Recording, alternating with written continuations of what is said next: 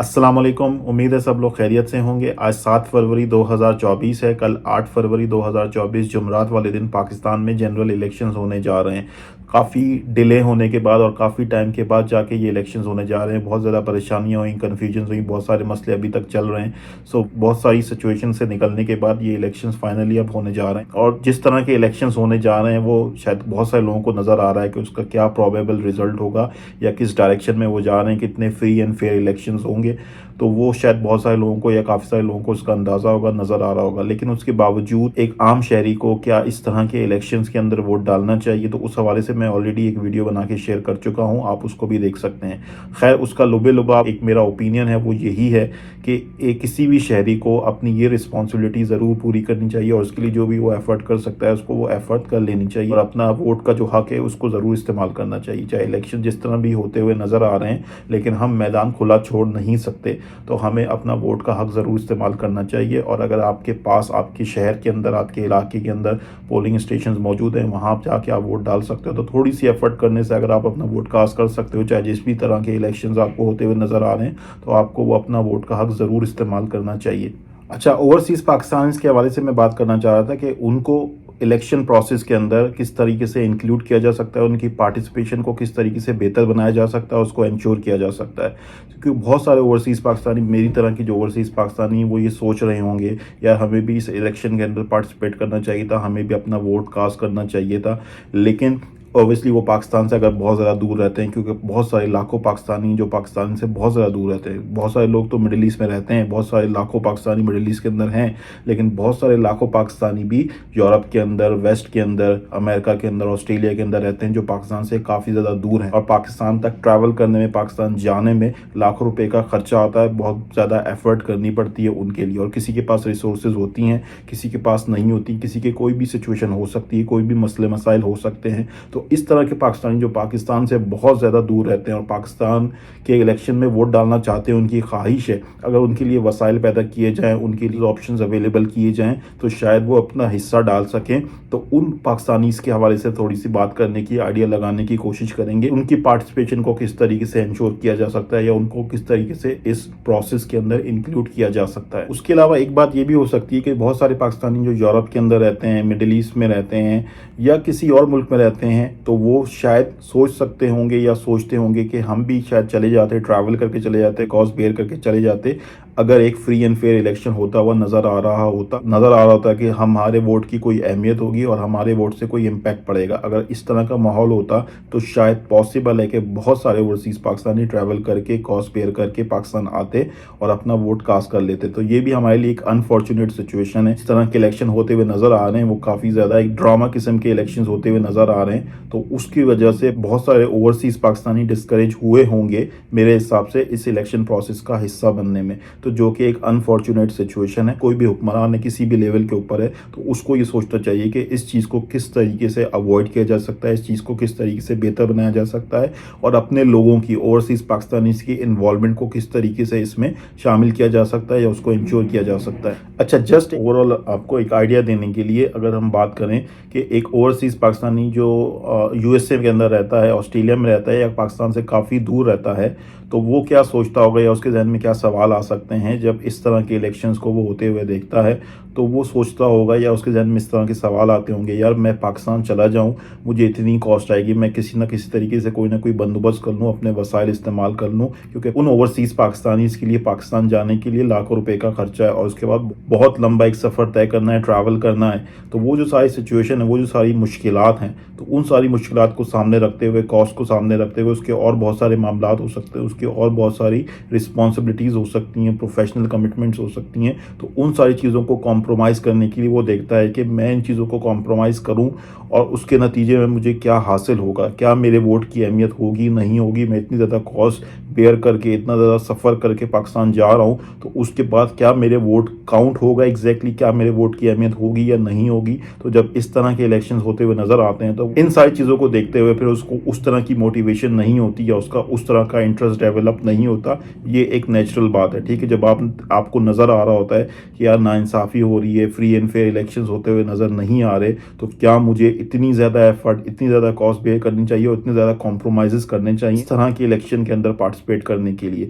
जो कि अगेन एक अनफॉर्चुनेट सिचुएशन है। तो हमारे हुक्मरानों को ये देखना है, हमारी मैनेजमेंट को, जो इस मुल्क को चलाने वाले हैं, उनको ये सोचना है कि इस तरह की जो मायूसी है उससे कैसे निकला जाए और लोगों को किस तरीके से मोटिवेट किया जाए कि वो इलेक्शन प्रोसेस के अंदर पार्टिसिपेट करें। ये सारे सवाल जो रेलेवेंट हैं वो ओवरसीज़ पाकिस्तानीज़ के लिए हैं कि ओवरसीज़ पाकिस्तानीज़ के लिए किस तरह से मोटिवेशन क्रिएट की जाए, उनके लिए किस तरह के ऑप्शंस क्रिएट किए जाएँ ताकि उनको इलेक्शन प्रोसेस का हिस्सा बनाया जा सके।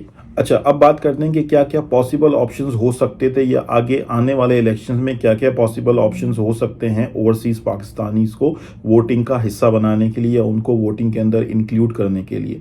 तो जो सबसे पहले तरीका हो सकता है, जो पॉसिबल है, आप ऑनलाइन वोटिंग का कोई सिस्टम लेकर आ जाओ जिसके थ्रू ओवरसीज़ पाकिस्तानी हैं जो पाकिस्तान ट्रैवल नहीं कर सकते अपनी किसी भी रीज़न की वजह से, कॉज की वजह से, अपने किसी और कमिटमेंट की वजह से, किसी और मसले मसाइल की वजह से, किसी भी रीज़न की वजह से वो पाकिस्तान जाके वोट नहीं डाल सकते, तो उनके लिए कोई ऑनलाइन प्लेटफॉर्म हो जो कि एक सिक्योर्ड प्लेटफॉर्म हो जिसमें सारे चेक्स एंड बैलेंसेस हो। उस प्लेटफॉर्म के थ्रू वो सारे चेक्स एंड बैलेंसेस को इंश्योर करने के बाद वो वोटिंग का हिस्सा बन सके और अपना वोट कास्ट कर सके। तो सबसे पहला तरीका, तो पॉसिबल जो तरीका है वो ये हो सकता है। तो जो दूसरा पॉसिबल ऑप्शन हो सकता है वो है जो मेल इन बैलेट के थ्रू पॉसिबल हो सकता है, लेकिन आई डोंट नो ये कितना सेफ एंड सिक्योर होगा, कितना रिलायबल होगा, इसको देखा जा सकता है, इसके बारे में सोचा जा सकता है। लेकिन अगर हम ऑप्शंस के हवाले से बात करें तो मेल इन बैलेट का भी एक पॉसिबल ऑप्शन हो सकता है, जिस पे थोड़ी सी रिसर्च करने के बाद उसके हवाले से सोचो विचार की जा सकती है कि इसको किसी तरीके से एक ऑप्शन बनाया जा सकता है, नहीं बनाया जा सकता है।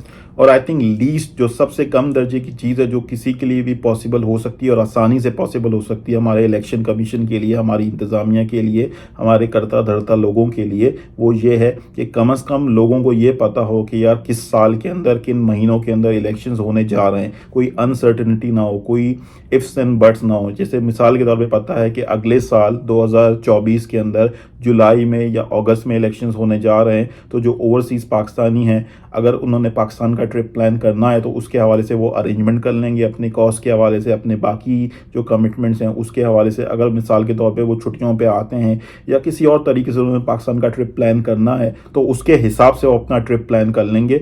और ऐसा नहीं होगा कि उनको पता ही नहीं होगा मैं पाकिस्तान जा रहा हूँ तो इलेक्शन कब होंगे कब नहीं होंगे। अगर उनको पता होगा यार इन महीनों में इलेक्शन होने जा रहे हैं तो हो सकता है कि अपना ट्रिप जो है वो उसके हिसाब से इनलाइन कर लें, उसके हिसाब से प्लान कर लें। तो उनको जो है वो बार बार इतना लंबा सफ़र करके, इतनी ज़्यादा कॉस्ट इनकर्ट करके बार बार पाकिस्तान नहीं जाना पड़ेगा। उनको पता होगा कि यार इस महीने के अंदर इलेक्शन होंगे या इन हफ्तों के अंदर या इन 2 महीनों के अंदर इलेक्शंस पॉसिबल हैं, तो मैं अपना ट्रिप, पाकिस्तान का जो मेरा ट्रिप है, जो वेकेशंस हैं, जब मैं पाकिस्तान जाना है मुझे, तो मैं इस हिसाब से उसको स्केड्यूल कर लूँ और प्लान कर लूँ ताकि मैं इलेक्शन के प्रोसेस के अंदर भी पार्टिसिपेट कर लूँ। हमारा इलेक्शन कमीशन है, इस हवाले से ही सोच लो यार कम से कम कि हम इलेक्शन के हवाले से एक स्केड्यूल दे दें, उसके पॉसिबल मंथ्स बता दें। जिस तरह अमेरिका के अंदर होता है, हमें पता है कि नवंबर के महीने में जनरल इलेक्शंस होंगे हर 4 साल बाद, तो लोगों को पता होता है, कोई सरप्राइज नहीं होता, उसमें कोई अनसर्टेनिटी नहीं होती अगर कोई इमरजेंसी ना हो जाए तो। जैसे इस साल 2024 के अंदर नवंबर के अंदर प्रेसिडेंशियल इलेक्शंस होंगे तो लोगों को पता है। तो इस तरह की अगर सिचुएशन पाकिस्तान में हो जाए कि लोगों को पता हो कि यार 2029 के अंदर जुलाई में, अगस्त में, फरवरी में या मार्च में इलेक्शन होंगे, तो जो ओवरसीज पाकिस्तानीज हैं वो इस हिसाब से पाकिस्तान विजिट करके अपने आप को इलेक्शन प्रोसेस का हिस्सा बना लें, अपना वोट कास्ट कर सकें। ये एक बेहतर चीज हो जाएगी और इसकी वजह से ज्यादा ओवरसीज पाकिस्तानी जो है वो इलेक्शन प्रोसेस के अंदर पार्टिसिपेट करेंगे, उनकी इन्वॉल्वमेंट ज्यादा हो जाएगी। बाकी तो डिपेंड करता है कि जो इंतजामिया है, जो मैनेजमेंट है, जो इलेक्शन कमीशन है, वो कितना ज्यादा विलिंग है ओवरसीज पाकिस्तानी की पार्टिसिपेशन को इंश्योर करवाने के लिए, उनको ऑप्शंस देने के लिए। जो मैंने लास्ट ऑप्शन बताया, आई थिंक वो उनके लिए सबसे आसान ऑप्शन है। एटलीस्ट वो इसको तो इंश्योर करवा सकते हैं, इसके ऊपर तो काम कर सकते हैं।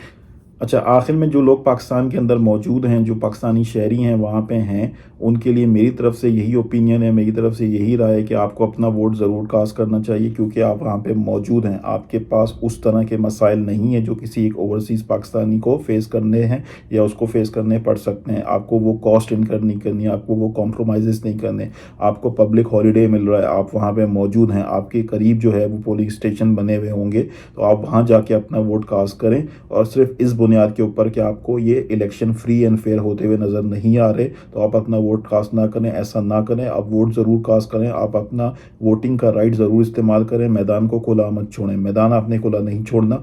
तो अगर आप मैदान खुला छोड़ देंगे और अपना वोट कास्ट नहीं करेंगे तो जिन लोगों ने ये फ्री एंड फेयर इलेक्शन नहीं करवाने उनके लिए ज़्यादा आसानी हो जाएगी। जो भी उन्होंने करनी है, धांधली करनी है, जो जिस तरीके से भी इलेक्शन को मैनेज करना है, उनके लिए ज़्यादा आसानी हो जाएगी, ज़्यादा आसानी से इलेक्शन को मैनेज कर पाएंगे। उनके लिए आसानियां पैदा मत करें, आप अपना वोटिंग का राइट इस्तेमाल करें। होपफुली आपको बात समझ में आई होगी, और अगर आपको बात समझ में आई और आपको बात पसंद आई तो इसको आगे भी शेयर कीजिएगा। मुझे भी दुआ में याद रखिएगा। अल्लाह ताला हमारे मुल्क के लिए बेहतरी करे। Thank you very much. Good bye. अल्लाह हाफिज़।